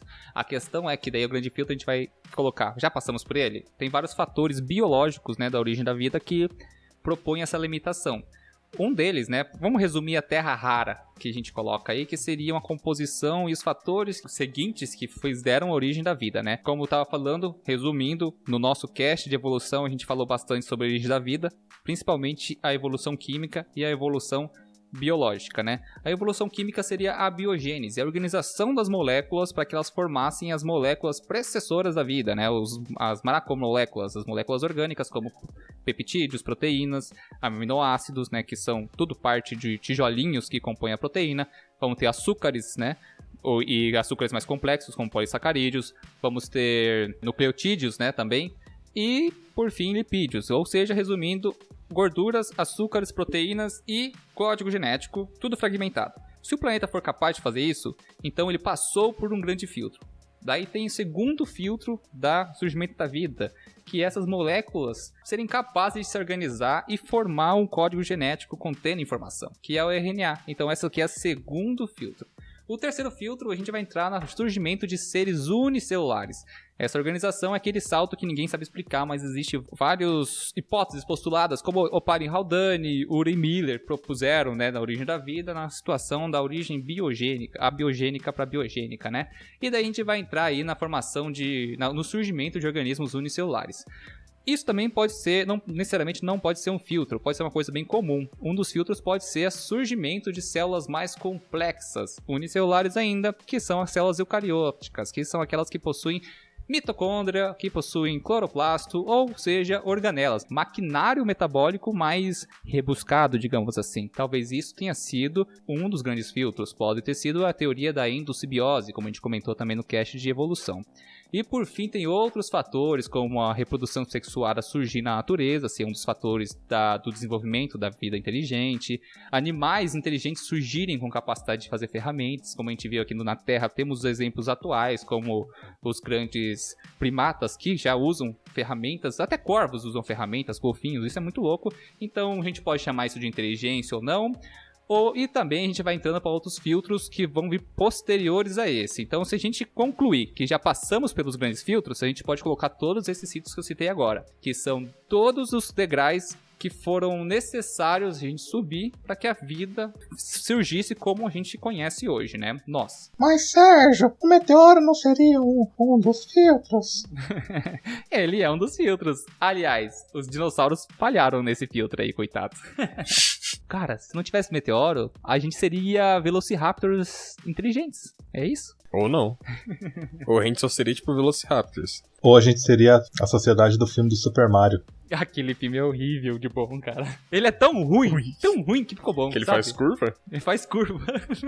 Cara, mas eu acho que é assim. Dentre os grandes filtros, acho que... Os mais interessantes são os que virão. É porque a gente já passou, né?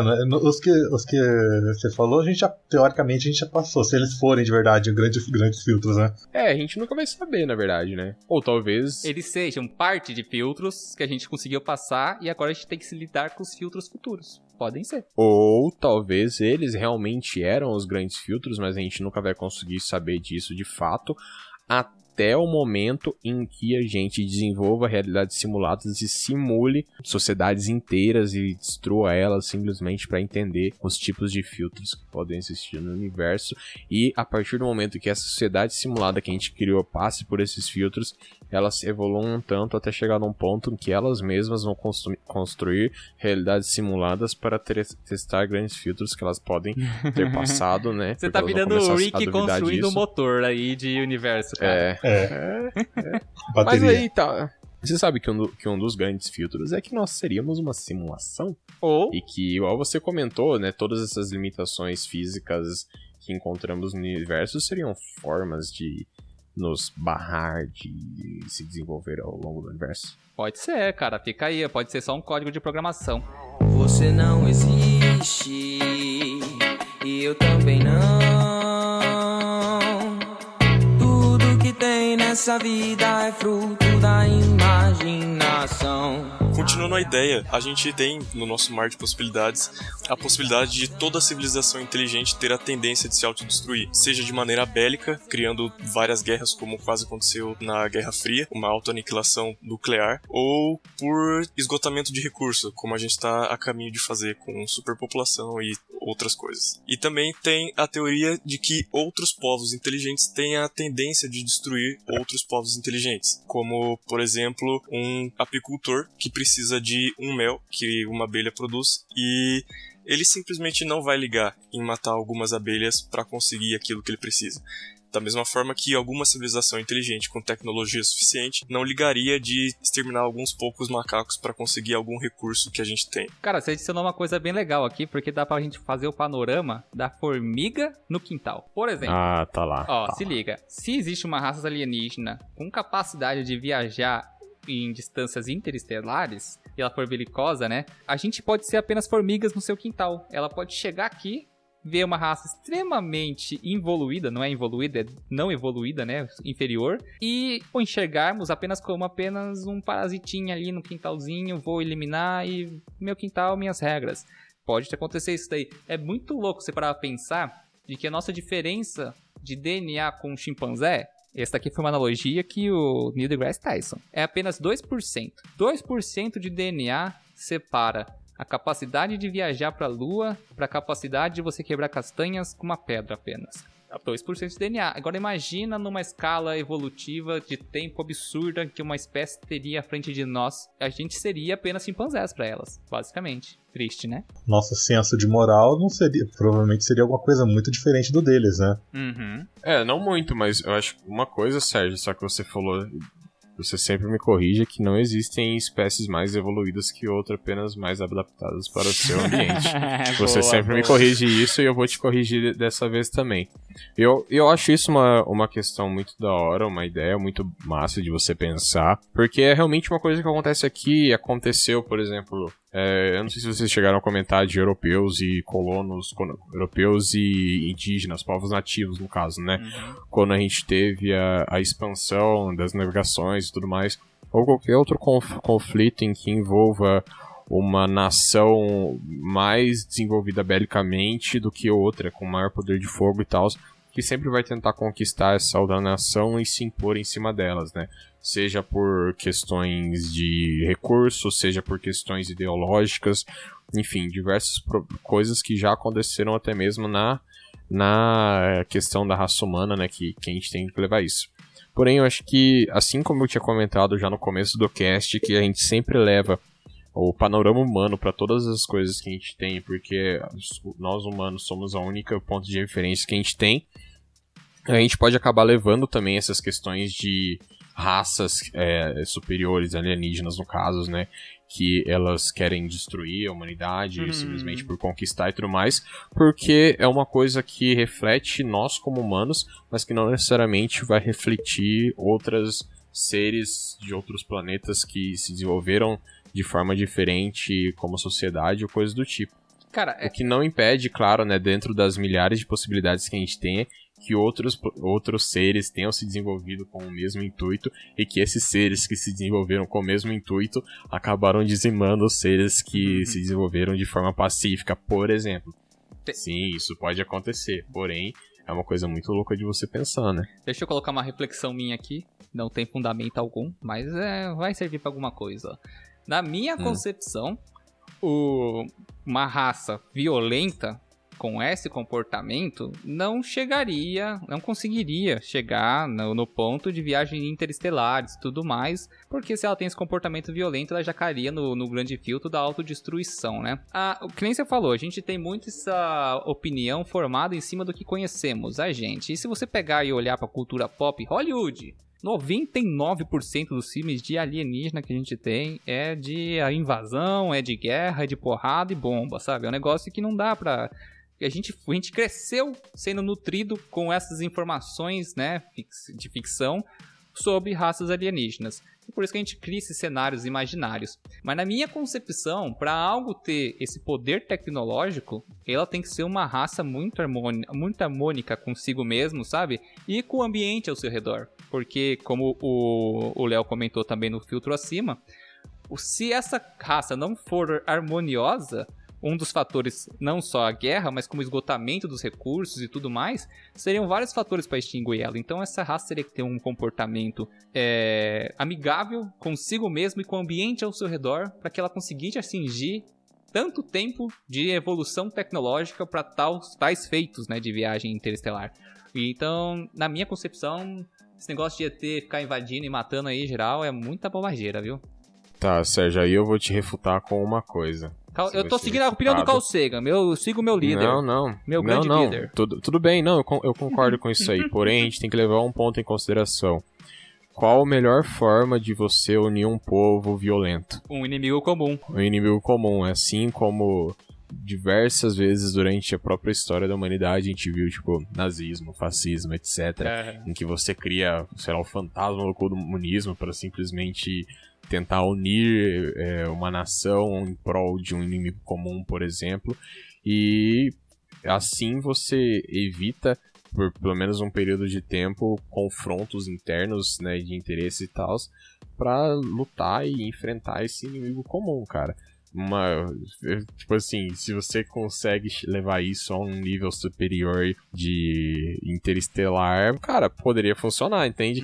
Então, tipo assim, eu concordo com você. Eu acho que o caminho, o caminho mais provável não seria necessariamente essa questão de guerras, porém existe uma plausibilidade muito grande para isso, e não à toa esse é um dos maiores filtros, tipo, reconhecido como um dos grandes possíveis filtros e plausíveis, sabe? Mas é aquilo, a gente olha de uma forma totalmente humanocêntrica.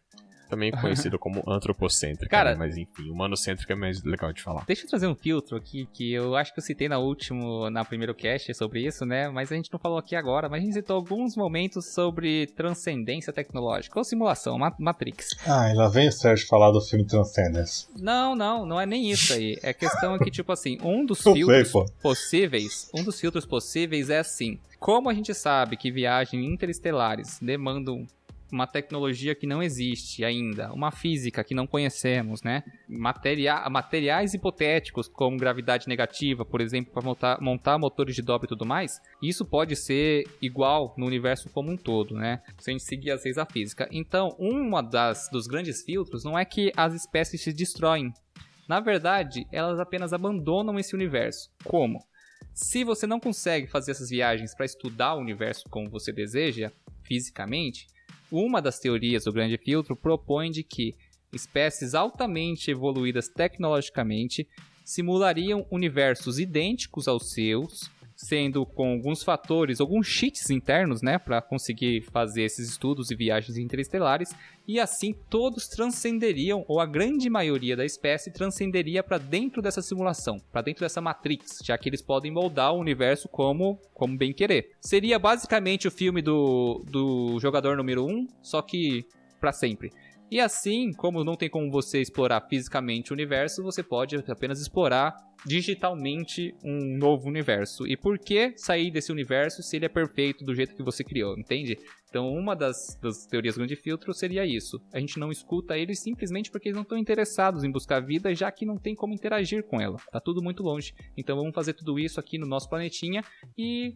foda-se esse universo, vamos pro nosso. É basicamente o motor de dobra do Wiki lá. Mas, cara, dentro de todos esses filtros que a gente tá falando, a gente comentou aí bastante sobre 2, 3 deles, mas tem algumas coisas que é bem interessante. Isso aí que você comentou, Sérgio, da realidade de simulação e tal, tem uma parte que eu acho que é muito interessante, que é considerar realmente esses limites físicos e energéticos que seriam necessários para para criar. Não necessariamente que a gente vá, em algum ponto, criar uma realidade simulada para começar a desvendar os segredos do universo por ela e tal. Porém, existe muito forte essa possibilidade de que os custos energéticos e os custos físicos, né, a demanda que você precisa para conseguir fazer essas viagens extremamente grandes e conseguir colonizar e criar as coisas, e é um trabalho de gerações e gerações e muitos anos e muito custo e muito complexo que ele se torna inviável. Eu sei que no primeiro cast a gente até comentou sobre as máquinas de von Neumann, que teoricamente seria uma hipótese de colonização robótica de planetas, em que você criaria máquinas que são autorreplicantes. Então é uma máquina que você envia para um outro planeta, essa máquina chega nesse planeta, a partir dos recursos que ela extrai do próprio planeta, ela consegue se autorreplicar e continuar esse processo de expansão, né, dela mesma, né? Então seria uma forma de mais ou menos o que a gente faz com Marte, no caso, né? Que a gente manda o nosso rover. É como se, por exemplo, o Curiosity chegou lá em Marte, pousou em Marte, ele consegue construir um novo Curiosity e enviar para Saturno, e até a gente fechar o sistema solar. Do sistema solar a gente passa pro próximo. Enfim, porém a gente tem que levar em consideração que realmente existam limites tecnológicos que são praticamente ou inalcançáveis, ou impossíveis, ou quase impossíveis, e que acabam sendo um grande filtro que uma quantidade muito, muito pequena ou quase nenhuma de civilizações consiga alcançar o nível de tecnologia necessário e requerido para conseguir transformar essas viagens e esses contatos com seres de outros locais possíveis, né? Então, isso se torna praticamente impossível de acontecer. O sonda de von Neumann é um conceito muito legal, que seria o mais plausível da gente ter um contato com algo extraterrestre, não uma vida. E mesmo assim a gente não vê, né? Porque o conceito da sonda de von Neumann é um vírus. Literalmente é um vírus robótico espacial. Porque ele chega numa célula, que seria um planeta, um asteroide, consome os recursos de lá para criar outros robôs idênticos e lançar pro universo. E assim, exponencialmente, 1 vira 2, 2 vira 4, 4 vira 8, 8 16. E quanto mais número você coloca aí, isso tende ao infinito. Então, basicamente, uma sonda de von Neumann, um sisteminha de exploração espacial de sondas de von Neumann, colonizariam a galáxia da Via Láctea em alguns milhões de anos, por distância, né? Mas isso, com alguns milhões de anos, são poucos anos perto da idade do universo. E mesmo assim, não temos nenhuma referência próxima de uma sonda de von Neumann ou uma coisa similar a isso. O que também nos mostra essa grande lacuna, já que se uma espécie capaz de fazer uma sonda de von Neumann, mesmo que se extinguisse há 10 milhões de anos atrás, essas sondas estariam se replicando por 10 milhões de anos no universo. E não estão aí. Fica aí também outra tristeza pra vocês. Música do Naruto.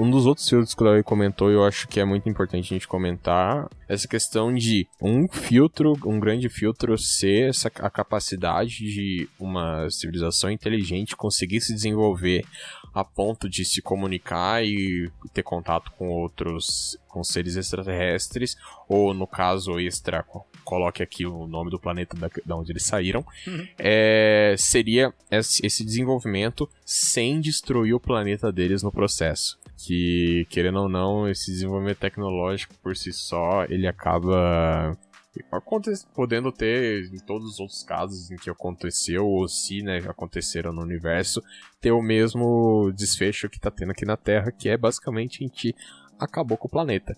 Então pode ser que, por exemplo, daqui a uns 50 anos a gente regrida 1000 anos de tecnológicos, ou, sei lá, a gente 2.000, 3.000 anos. Não que a humanidade vai desaparecer, mas eu quero dizer que a gente acabou com o planeta, a gente vai ter que diminuir totalmente o avanço tecnológico que a gente tem, provavelmente a gente fique sem muitas das coisas que a gente usa no nosso dia de hoje, e isso de viagens espaciais se torna igual acontece no Interestelar, por exemplo, no começo do filme, que mudam as apostilas pra falar que a gente nunca foi pra Lua, e projetos como a NASA têm que ser levados em segredo, porque eles acreditam ser um gasto de dinheiro inútil. Cara, o negócio do Interestelar, ele prega na pseudociência tendo tomado conta das escolas. Negócio triste, mano. Mas assim... E super real. Acontece. Mas assim, pensando nisso que o Rei falou, então uma civilização, essa civilização teria que ser, no mínimo, uma nível 1 de Kardashev perfeito. Uhum. Né? Capaz de explorar seu planeta de forma sustentável e completamente. Cara, o Rei deu o exemplo do Interestelar aqui, mas eu tenho o melhor exemplo de uma grande amiga nossa que escuta o podcast, a nossa querida Sandy no filme Aquária.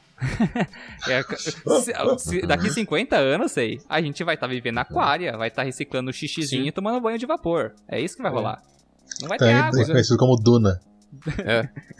A Duna sem vermes gigantes saindo da Terra. E a gente não sabe ainda. Vai que tem um lixo radioativo aí, cria um verme gigante comedor de pessoas. Aí fica triste. Literal e figurativamente. Que viagem é essa, véi? Da onde vem a miséria?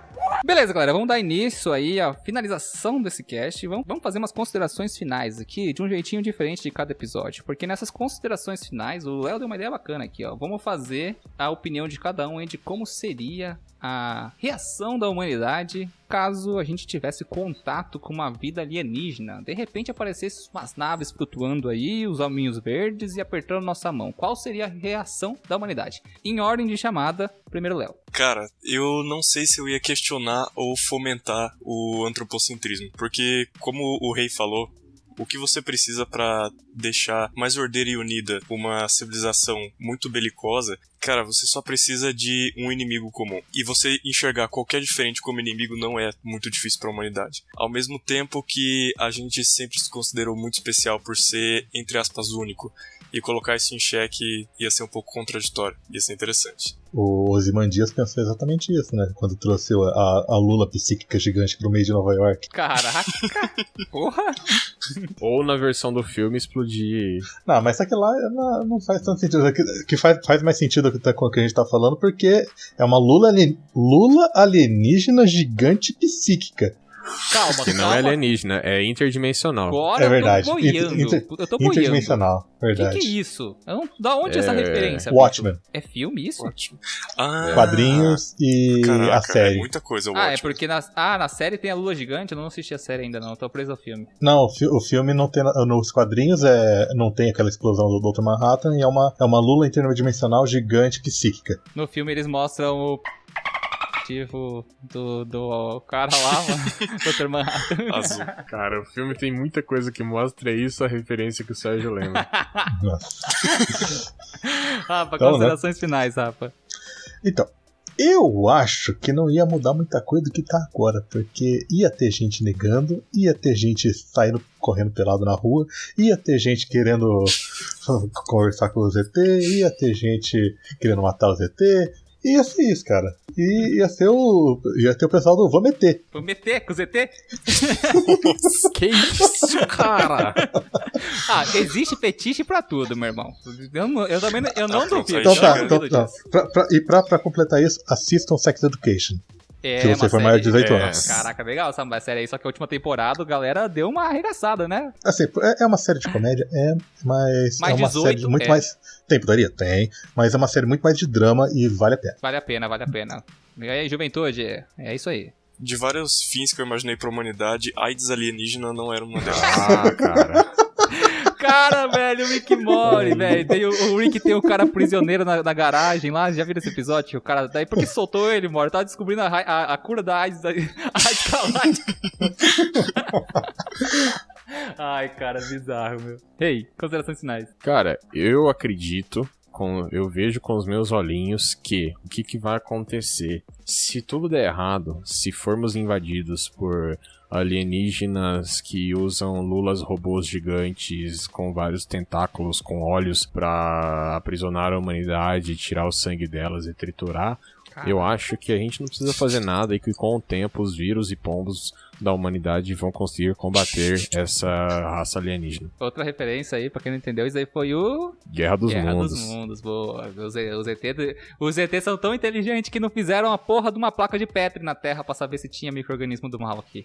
Mais especificadamente, o filme novo com o Tom Cruise. Mas isso daí não é o plot do original? Que foram as É o plot, mas é que no filme do Tom Cruise tem o Tom Cruise gigantes. É que eu tava vendo o Tom Cruise na minha mente quando eu descrevi, então... Correndo. É pra pessoa entender. Beleza, ó. Vou adicionar minhas considerações finais aqui agora, mas eu vou tentar ser um pouco mais realista e trabalhar com 2 pensamentos aqui. Vamos trabalhar de que, primeiro, um inimigo comum, como o Léo comentou lá.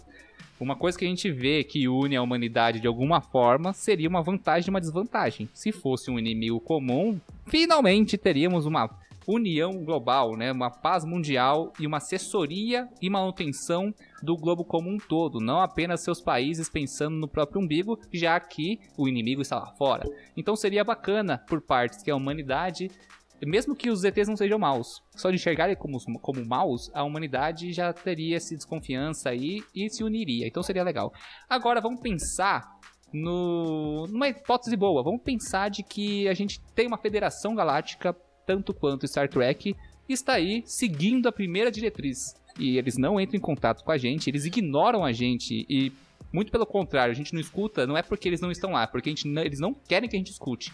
E eles só fazem isso para que a gente cresça e amadureça sozinho até atingir certo ponto tecnológico e aí finalmente fazerem contato. Isso daí é o plot do Star Trek, tá, gente? Existe a primeira diretriz de não intervir em raças que não descobriram a dobra espacial. E a federação é completamente amigável com os novos integrantes e ensinam a tecnologia de várias raças para eles e integram na federação após esse momento. Então a gente pode ter esses 2 panoramas, né? A gente pode ter uma raça alienígena que possa ser violenta e ser um inimigo comum e ser bom pra gente de certa forma, ou a gente pode ter uma raça aí que, quem sabe, tá só esperando o momento certo para que a gente amadureça e finalmente faça parte dessa federação. Mas enquanto isso não acontecer, a gente fica aí tentando escutar e não ouvindo nada, né? Tá me ouvindo? Tem como não ouvir? Desliga esse radiotelescópio barulhento. Tá, agora eu vou fazer uma consideração final aqui um pouco mais reflexiva e vou dar uma de coaching inspiracional aqui para vocês. Mas imaginando um cenário em que a vida lá fora não existe, tudo que temos na nossa Terra, então aproveite a vida. Às vezes ela é uma merda, às vezes ela é muito boa, às vezes, quem sabe, nunca se sabe, mas pense nisso. Em todo o universo, em toda a vastidão do universo, em tudo que a gente conhece, tudo que a gente desconhece, você tem uma vida e essa vida é extremamente especial considerando a vastidão do universo, novamente dizendo, né? Porque imagina só, é tudo tão grande e só aqui na Terra existiu vida. Pense pelo lado positivo com relação a isso, ou pense pelo lado negativo. Não sou eu quem deve julgar nem dizer o que você deve fazer com a sua vida, apenas estou levantando essa hipótese. E uma outra coisa, pense também que todos aqueles que você já amou, todos aqueles que você já odiou, todas as guerras, todas as pessoas que sofreram, todas as pessoas que choraram, todas as pessoas que riram, amaram e tudo mais, tudo isso aconteceu aqui nesse planetinha, né, chamado Terra. Ou seja, toda a história da humanidade refletindo em apenas uma bola de pedra voando no espaço a milhões de quilômetros por hora e rodando ao redor de uma bola de fogo que é basicamente um reator nuclear de fusão. Então, é isso aí. Aproveite a vida e até mais.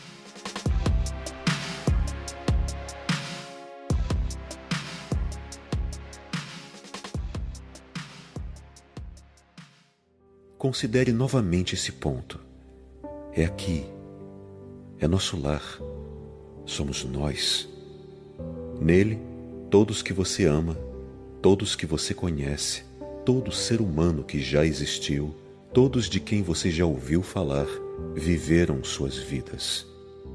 A totalidade de nossas alegrias e sofrimentos, milhares de religiões, ideologias e doutrinas econômicas, cada caçador e saqueador, cada herói e covarde, cada criador e destruidor da civilização, cada rei e plebeu, cada casal apaixonado, cada mãe e pai, cada criança esperançosa, inventores e exploradores, cada educador, cada político corrupto, cada superstar, cada líder supremo, cada santo e pecador na história da nossa espécie viveu ali, em um grão de poeira suspenso, em um raio de sol. Nosso planeta é um espécime solitário na grande e envolvente escuridão cósmica. Na nossa obscuridade, em toda essa vastidão, não há nenhum indício que a ajuda possa vir de outro lugar para nos salvar de nós mesmos. A Terra é o único mundo conhecido até hoje que alberga a vida. Não há outro, pelo menos no futuro próximo, onde a nossa espécie possa emigrar. Visitar pode, assentar-se ainda não.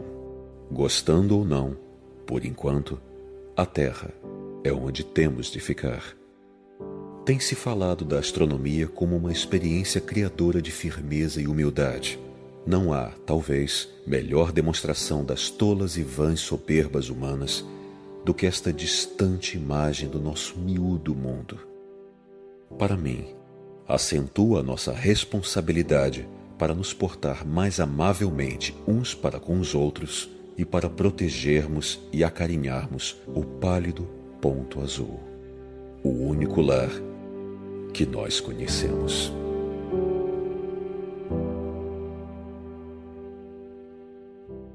Você escutou um trecho da reflexão feita por Carl Sagan sobre a fotografia retirada pela sonda Voyager após sua passagem por Saturno.